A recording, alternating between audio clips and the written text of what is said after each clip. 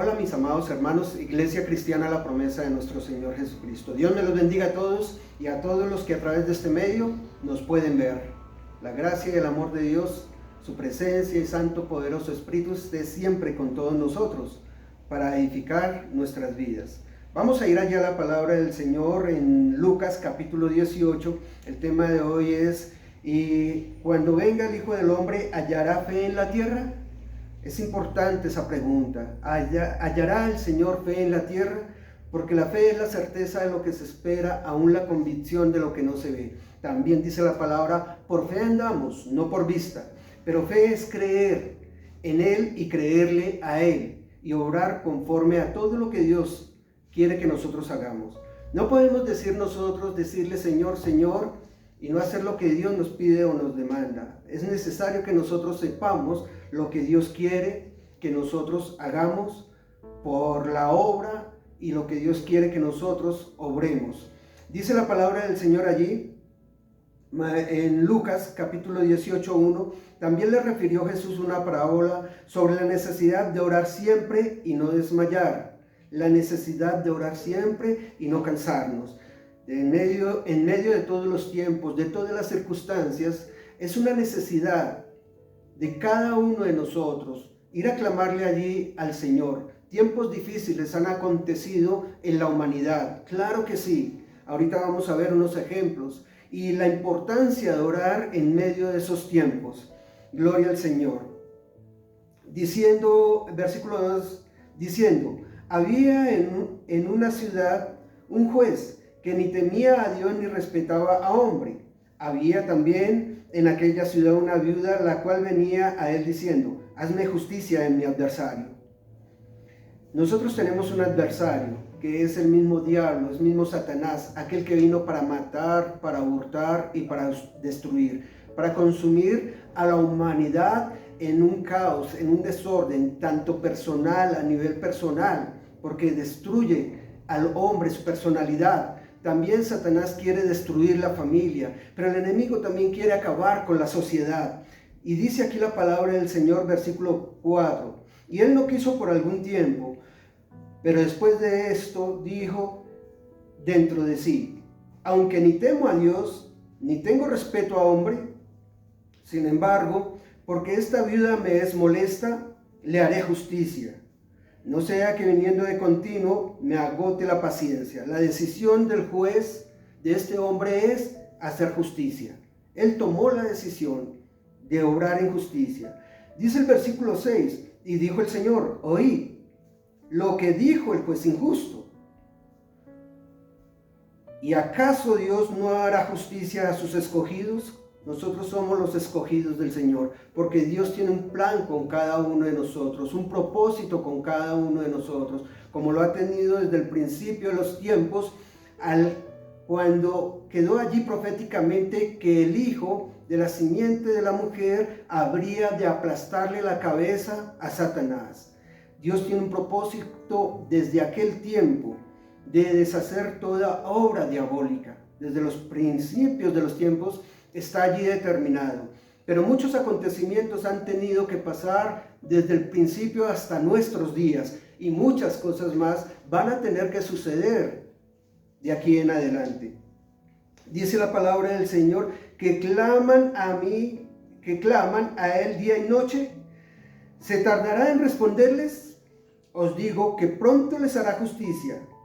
Mire lo que dice: os digo que pronto os hará justicia. Dios es bueno. Dios está allí para obrar. Dios está allí para escuchar nuestras oraciones. Nuestra fe es creer que Dios es poderoso para obrar, que Dios es poderoso para hacer, que Dios está allí escuchando cada oración tuya, cada oración nuestra. Dios no nos ha desamparado, tampoco nos ha dejado solos. Dice aquí la palabra del Señor: pero cuando venga el Hijo del Hombre, ¿hallará fe en la tierra? Buena pregunta.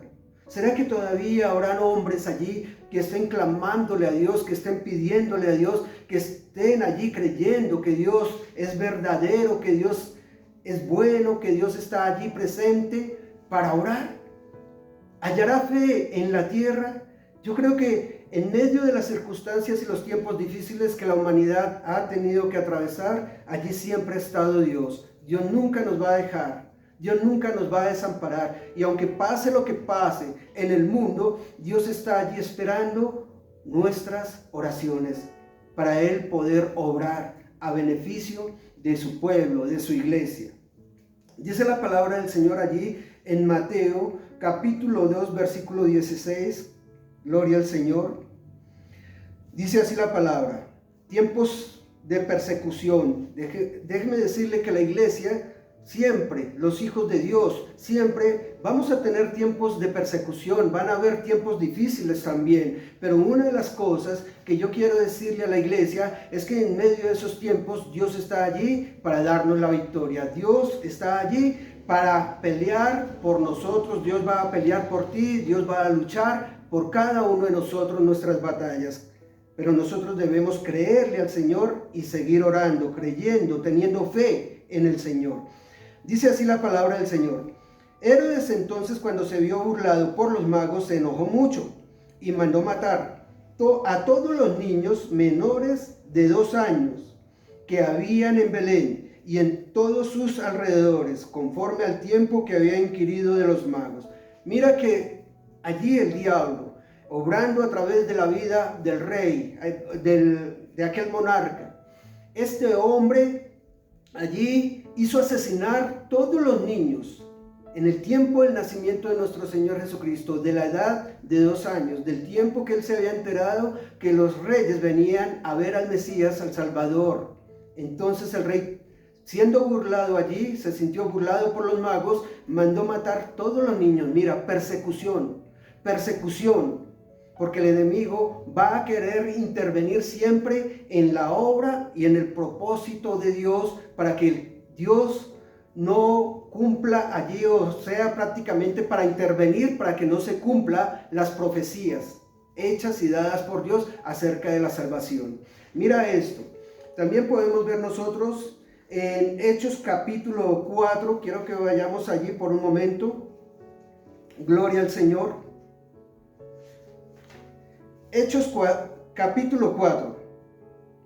Dice la palabra del Señor así, bendito es Dios, versículo 23. Y puestos en libertad, vinieron a los suyos, y contaron todo lo que los principales sacerdotes y los ancianos les habían dicho. Y ellos, habiendo oído, alzaron unánimes la voz, oraron a Dios, dice, alzaron la voz unánimes a Dios, y dijeron: Soberano Señor, tú eres el Dios que hiciste el cielo y la tierra, y el mar y todo lo que en ellos hay, que por boca de David tu siervo dijiste: ¿por qué se amotinan las gentes y los pueblos piensan cosas vanas? Se reunieron los reyes de la tierra y los príncipes se juntaron en uno contra el Señor y contra su Cristo. Vean esto, contra el Señor y contra su Cristo. Porque verdaderamente se unieron en esta ciudad contra tu santo Hijo Jesús, a quien tú ungiste, Herodes y Poncio Pilato, con los gentiles y el pueblo de Israel, para hacer cuanto tu mano y consejo había antes determinado que sucediera. Dios ya sabía lo que iba a pasar. Dios sabía que se iban a amotinar allí, se iban a unir para deshacer la obra de Dios, que no se cumpliera el propósito de Dios. Todos se unieron allí en uno solo, porque cuando el enemigo quiere destruir la obra de Dios, va a buscar aliados. Allí se unieron sacerdotes, se unieron los reyes, se unieron los gentiles, gente de todo, del mismo pueblo de Israel, contra nuestro Señor Jesucristo, para determinar la muerte de nuestro Señor Jesucristo. Pero todo plan que el diablo tiene, todo plan que el enemigo hace, ya Dios va de antemano. Dios va primero sabiendo lo que va a pasar. El enemigo pensó destruir primeramente, asesinando a los niños, queriendo matar a Jesucristo recién nacido, al Mesías nacido. Y dice la palabra del Señor que ahora ya Él haciendo la obra, señales, prodigios, milagros, predicando el reino de los cielos y cumpliendo el propósito de Dios en esta tierra, ahora el enemigo intentó deshacer la obra de Dios. La obra que Dios, el plan de Dios de salvación a través de la muerte, de la crucifixión y muerte de nuestro Señor Jesucristo. Pero lo que no entendía el enemigo es que Dios ya todo lo había determinado y que aunque ellos se unieron contra el Mesías, contra el Salvador para asesinarlo, Dios ya tenía un plan perfecto. ¿Cuál? El plan de la resurrección. Porque esa es la estocada que el Señor le dio al diablo. Resucitó a su Hijo de entre los muertos, a Cristo nuestro Señor. Quiero que miremos más adelante en Hechos capítulo 7 también. Vamos a encontrar nosotros un ejemplo allí de cómo Satanás, cómo el enemigo empieza a orar contra el pueblo de Dios. Aquí vemos que los apóstoles del Señor ya estaban siendo perseguidos por aquellas personas también, porque ellos pidieron fortaleza al Señor en oración.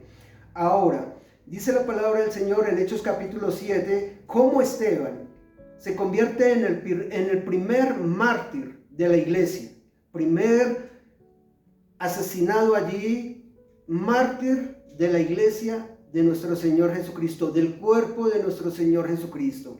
Aunque en el Antiguo Testamento muchas cosas sucedieron para el cumplimiento de la venida del Mesías, pero ahora vemos cómo la iglesia está empezando a sufrir ahora la persecución. Los apóstoles estaban siendo perseguidos, allí es asesinado Esteban, y dice la palabra del Señor que cuando Esteban era apedreado, él miraba a los cielos abiertos, porque Esteban estaba lleno del Espíritu Santo, y las ropas y las vestiduras de Esteban fueron colocadas a los pies de un hombre llamado Saulo, que viene a convertirse en uno de los mayores perseguidores de la iglesia de nuestro Señor Jesucristo, de Cristo Jesús nuestro Señor.